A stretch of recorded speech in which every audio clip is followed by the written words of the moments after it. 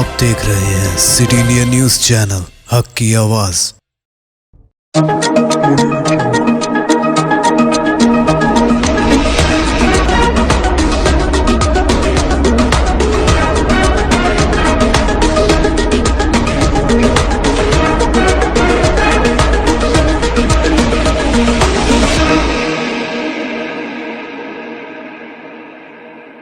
अस्सलामुअलैकुम, मैं हूं Sheikh Umar. City India News में आप तमाम का खैर मकदम है। आइए देखते हैं कौमी खबरें। नोटबंदी पर वजीर आजम और आरबीआई के साबिक गवर्नर के अलग अलग बयानात। कौन सच बोल रहा है? फिल्म अदाकार प्रकाश राज का सवाल। बॉलीवुड अदाकार प्रकाश राज ने एक बार फिर वजीर आजम नरेंद्र मोदी को निशाना बनाया है।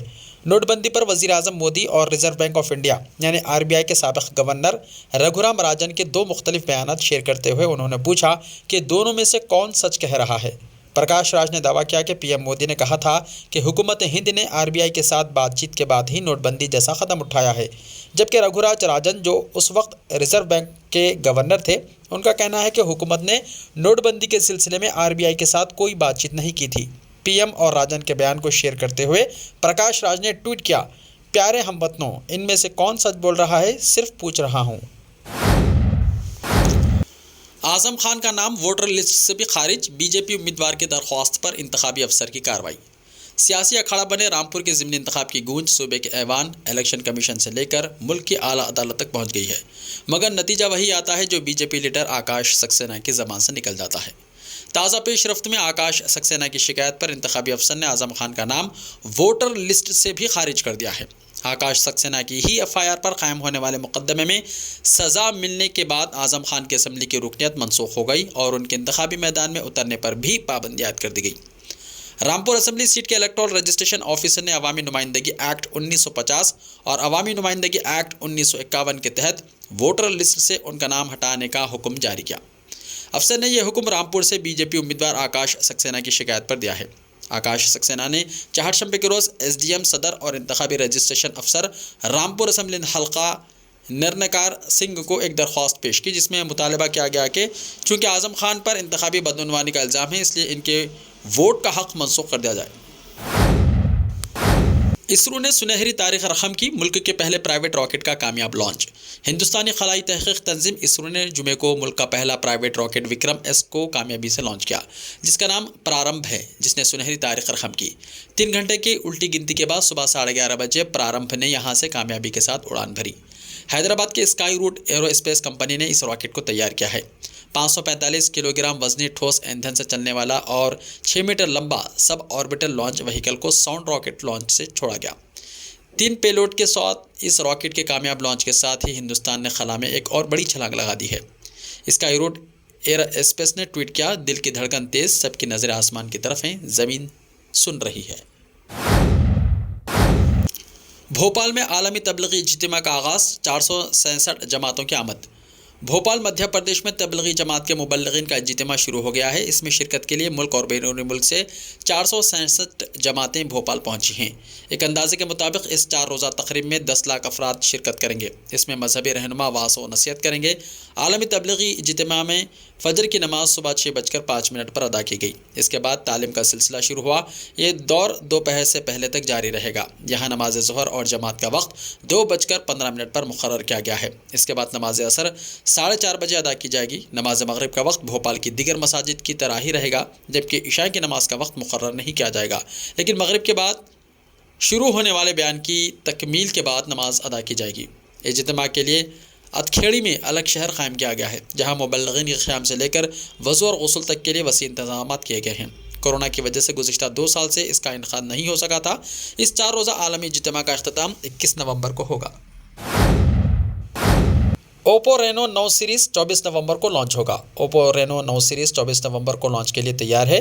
ओप्पो ने जुमेरात को वेबो के जरिए नए रेनो सीरीज़ के स्मार्टफोन्स के लॉन्च की तस्दीक की है। इसने चीनी माइक्रो ब्लॉगिंग प्लेटफॉर्म पर वीडियोस और पोस्टर्स भी शेयर किए हैं, जिसमें डिवाइस के डिज़ाइन और कुछ खुसूसियात को जाहिर किया गया है। ओप्पो इस यूनिट में रेनो 9, रेनो 9 प्रो और रेनो 9 प्लस प्रो मॉडल्स को लॉन्च करेगा। लॉन्च होने वाले फ़ोन में डुअल रियर कैमरा का टेज़र जारी किया गया है और इसमें मेरी silicon x imaging neural processing unit NPU को भी शामिल करने की तस्दीक की गई है। इस फ़ोन को कंपनी 3 कलर में पेश करेगी। चीनी स्मार्टफोन ब्रांड ने वेबो पर कई पोस्ट्स के जरिए चीन में ओप्पो रेनो 9 सीरीज़ की आमद की तस्दीक की है। लॉन्च की तकरीब 24 नवंबर को मुकामी वक्त के मुताबिक दोपहर 2:30 बजे IST के मुताबिक 12 बजे होगी। ताखिर से नहीं बल्कि ज़ीरो टॉलरेंस की पॉलिसी से दहशतगर्दी का खात्मा होगा, वज़ीर आज़म मोदी ने कहा। वज़ीर आज़म नरेंद्र मोदी ने जुमे को दहशतगर्दी को इंसानियत के लिए सबसे बड़ा ख़तरा करार दिया और बैनुल-अक़वामी बरादरी से मुतालबा किया कि वो चोरी का रवैया छोड़कर उसके खिलाफ सिफर बर्दाश्त की पॉलिसी अपनाएं ताकि उसे जड़ से उखाड़ कर फेंका जा सके। आज यहाँ नेशनल इन्वेस्टिगेशन एजेंसी के ज़ेर एहतमाम दहशतगर्दी के लिए कोई पैसा नहीं के मौजू पर तीसरी बैनुल-अक़वामी कॉन्फ्रेंस से खिताब करते हुए मोदी ने दो टोक अल्फाज में कहा कि हिंदुस्तान को कई दहाइयों से इस मसले का सामना है, लेकिन उसने पुख्ता अहद किया है कि जब तक दहशतगर्दी का खात्मा नहीं हो जाता तब तक वो आराम से नहीं बैठेंगे। उन्होंने कहा कि भारत में इस कॉन्फ्रेंस के इनेकाद की अपनी अहमियत है क्योंकि भारत को उस वक्त से दहशतगर्दी का सामना है जब कई ममालिक ने इसे नज़रअंदाज किया था। दहशतगर्दी को पूरी इंसानियत के लिए ख़तरा बताते हुए मोदी ने कहा कि इसका गरीब अवाम और मुकामी मईशत पर दूररस असर पड़ता है और लोगों की रोज़ी रोटी तबाह होती है। दहशतगर्दी को जड़ से उखाड़ फेंकने के लिए ज़रूरी है कि इसके रखूम की फराहमी के ज़राए का पता लगाया जाए और इन पर रोक लगाई जाए। इसके लिए उन्होंने आलमी बरादरी से मुत्तहिद होकर कोशिशें करने का मुतालबा किया। फ़ारूक अब्दुल्ला नेशनल कॉन्फ्रेंस सदर ओहदे से मुस्तफ़ी। जम्मू एंड कश्मीर के साबिक़ वज़ीर आला और member parliament doctor Farooq Abdullah ने अपनी जमात नेशनल कॉन्फ्रेंस की सदारत के ओहदे से इस्तीफ़ा दिया है।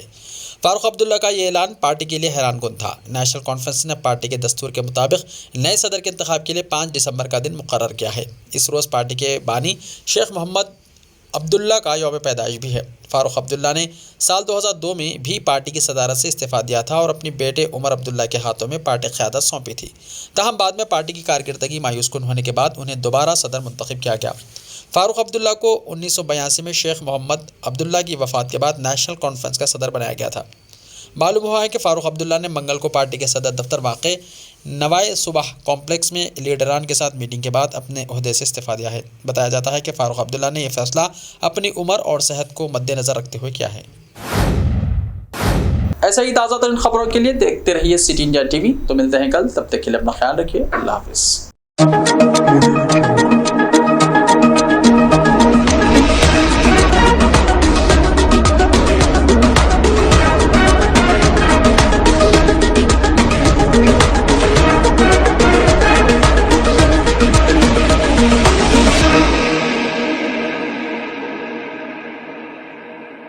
सिर्फ ख्वाबों से नहीं, घर बनते हैं इरादों से।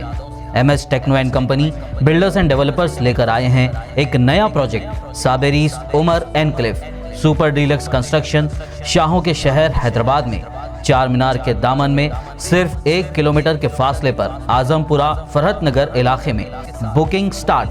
मजीद तफसीलात के लिए रब्त करें 9959023786 9959023786 9581528002 9493854625। Are you looking to build your dream project, but construction costs and time are a big hurdle standing in your way? If yes, then you are at the right place because Cosmolite AAC lightweight block is a game changer in the construction industry. Our innovative technologies and highly experienced team can help your dreams come true. With our proven strategies, Cosmolite AAC block cuts down the requirements of steel and cement by 20%, saving 30% on construction costs and reducing construction time by 25%. Major builders and contractors have already switched over to Cosmolite AAC blocks because of the structure saving. Acoustic insulation, faster construction, lightweight, waterproof workability and flexibility, earthquake resistance, and pest resistance. Cosmolite is all set to emerge as South India's most preferred brand in AAC lightweight block. So, what are you waiting for? Let's build with Cosmolite and stay happy because we don't only build structures, we build happiness. Cosmolite, light up your life.